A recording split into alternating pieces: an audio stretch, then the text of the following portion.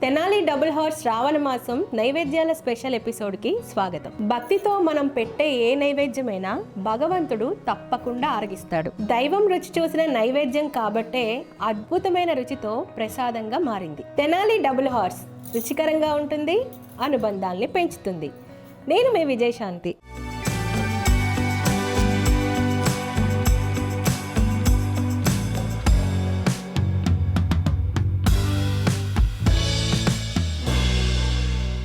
ఒక్కొక్కరు ఒక్కొక్క ప్రసాదాన్ని ఇష్టపడతారు.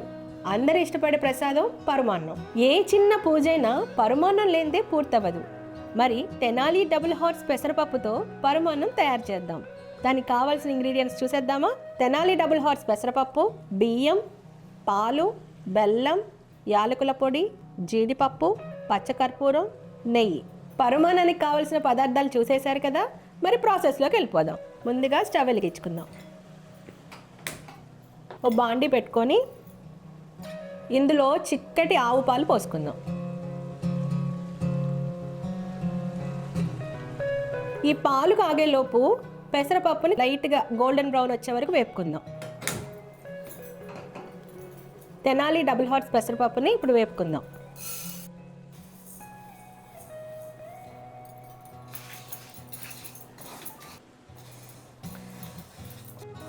చూసారు ఎంత క్వాలిటీగా చక్కగా వేగిపోయాయి. కమ్మటి వాసన కూడా వస్తుంది. పెసరపప్పు వేగిపోయిందండి. చూసారుగా గోల్డెన్ బ్రౌన్లోకి వచ్చేసాయి. ఇవి తీసి పక్కన పెట్టేసుకుందాం. ఇప్పుడు ఇదే బాండీలో బెల్లం పాకం తయారు చేసుకుందాం. బెల్లం వేసుకున్నాక కొంచెం వాటర్ వేసుకోవాలి పాకం కోసం.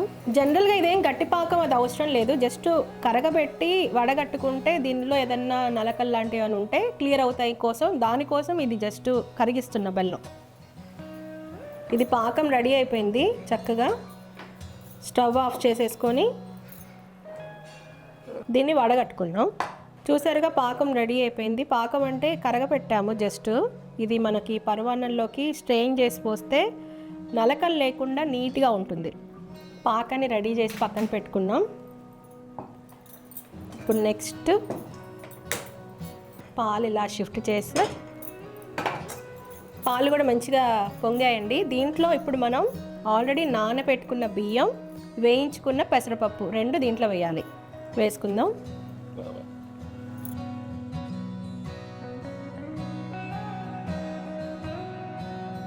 పరమాన్నాన్ని రెండు రకాలుగా చేస్తూ ఉంటారండి. అంటే పెసరపప్పు వేసి వేయకుండా, కానీ ఇప్పుడు మనం పెసరపప్పుతో చేస్తున్నాం.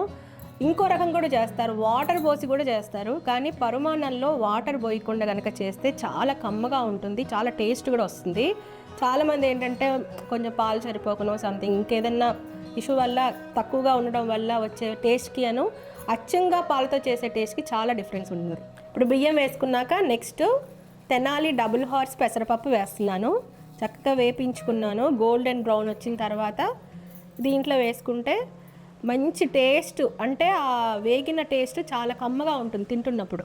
దీన్ని ఒక 10 నుంచి 15 నిమిషాలు ఇలా ఉడకనిద్దాము. అంటే రైస్ కుక్ అవ్వాలి, పప్పు ఉడకాలి కాబట్టి దీంట్లో ఒక మీడియం ఫ్లేమ్లో పెట్టి ఉడికిద్దాం.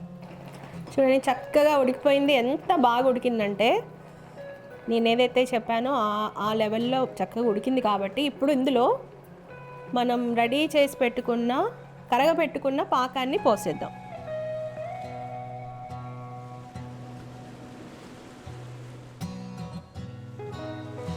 పరమాన్నం వన్నే మారింది, చక్కగా బ్రౌన్ కలర్లోకి వచ్చింది. ఇప్పుడు ఇందులో మనం కొంచెం పచ్చకర్పూరం, ఇలాచీ పౌడర్ వేసుకుందాం. జస్ట్ ఇలా నలిపేసి మంచి ఫ్లేవర్ వస్తుంది, అరోమా వస్తుంది. ప్రసాదం అంటే పచ్చకర్పూరం ఖచ్చితంగా ఉండాలి. యాలకుల పొడి కూడా ఖచ్చితంగా ఉండాలి. కొంచెం యాలకుల పొడి వేసుకుందాం.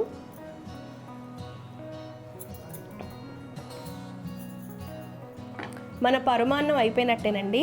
ఇంకొక చిన్న ఇంగ్రీడియంట్ కలిపేస్తే పూర్తి అయిపోయినట్టే. నేతిలో జీడిపప్పుల్ని వేయించుకొని కలిపేసుకొని అమ్మవారికి నైవేద్యంగా పెట్టేద్దాం. ప్యాన్లో నెయ్యి వేసుకుందాం. సో నెయ్యి వేస్తే టేస్ట్ బాగుంటుంది కాబట్టి కొంచెం నెయ్యి ఎక్కువ వేసాను నేను. జీడిపప్పులు, నెయ్యి కరిగింది, జీడిపప్పులు వేసేసుకున్నాం. ఇది గోల్డెన్ బ్రౌన్కి వచ్చేసరికి స్టవ్ ఆఫ్ చేసేసుకొని అందులోకి షిఫ్ట్ చేసేసుకుందాం. ఇది రెడీ అయిపోయిందండి. స్టవ్ ఆఫ్ చేసేస్తున్నాను. చూసారు ఎంత కలర్ఫుల్గా ఉందో, చక్కగా అమ్మవారికి ఎంతో ఇష్టంగా నైవేద్యం మనం ఇప్పుడు వడ్డించబోతున్నాం.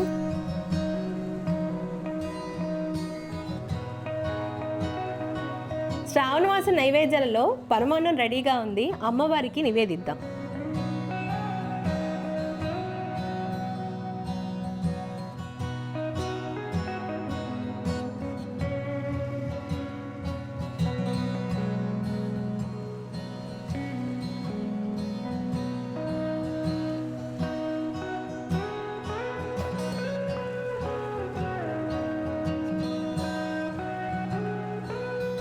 శ్రావణ మాసం నైవేద్యం స్పెషల్ ఎపిసోడ్లో మరో నైవేద్యంతో మళ్ళీ మీ ముందుంటా.